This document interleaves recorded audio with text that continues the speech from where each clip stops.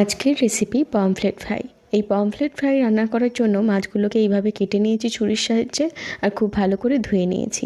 এখানে নিয়ে নিচ্ছি গুঁড়ো মশলা, নুন, হলুদ, লঙ্কা, জিরে এবং ধনে।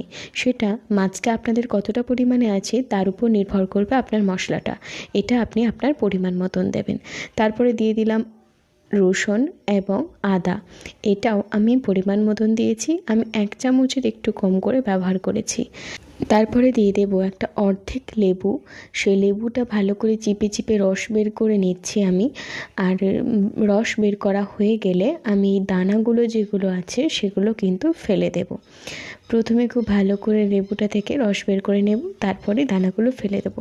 এখানে মশলা হিসাবে যেগুলো লাগছে সেগুলো কিন্তু আমি আরও একবার বলে দিই। নুন, হলুদ, লঙ্কা, ধনে এবং জিরে। আমি এইভাবে সমস্ত দানাগুলো এবার ফেলে দেব, দিয়ে খুব ভালো করে হাতের সাহায্যে ম্যারিনেট করে রাখবো। ম্যারিনেশনটা আপনি ফ্রিজের মধ্যে ওভারনাইট রাখতে পারেন, তাতে কিন্তু আরও বেশি ভালো লাগে। বা তারা থাকলে অন্তত পক্ষে 1 ঘন্টা এটা অবশ্যই রাখবেন। খুব ভালো করে হাতের সাহায্যে এই কাটা অংশের মধ্যে এই মশলাটা ভিতরে ঢুকিয়ে দিতে হবে।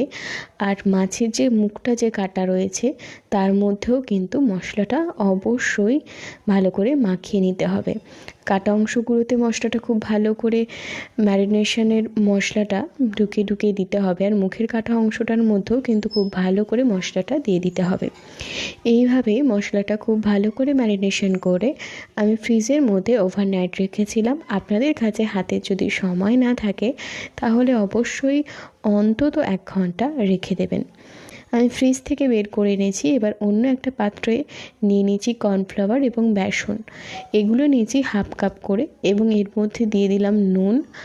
আর নুন দিয়ে আমি এতে হলুদ দিয়ে দিলাম, এবং অল্প অল্প জলের সাহায্যে এই ব্যাটারটাকে রেডি করে নেব। আপনারা দেখতেই পাচ্ছেন কর্নফ্লাওয়ার এবং বেসনের পরিমাণ কিন্তু ছিল একদম সমান পরিমাণে। 1/2 কাপ করে আমি এর মধ্যে নিয়েছি।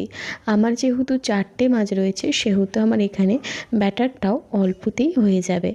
আপনাদের কতটা পরিমাণে মাছ তার উপর নির্ভর করবে আপনি কতটা পরিমাণে ব্যাটার রেডি করবেন। তারপর মাছটাই ব্যাটারের মধ্যে ডুবিয়ে ভালো করে এপাশ ওপাশ করে বেসন এবং কর্নফ্লাওয়ারটাকে মাখিয়ে নিতে হবে। মাছের মধ্যে কিন্তু এগুলো স্লিপ করবে, তাও যেভাবে বেগুনি ভাজে না ওইভাবে নিয়ে আপনাকে ভাজতে হবে। কড়া খুব ভালো করে গরম করে নিয়েছি, দেখতেই পাচ্ছেন এখানে কিন্তু ব্যাটারটা লেগে আছে। প্রথমে স্লিপ করছিল কিন্তু তারপরেও কিন্তু লেগে রয়েছে। ওই বেগুনি ভাজার মতন হঠাৎ করে নিয়ে হঠাৎ করে দিয়ে দিতে হবে, তাহলে ব্যাটারটা কিন্তু এর মধ্যে থাকবে।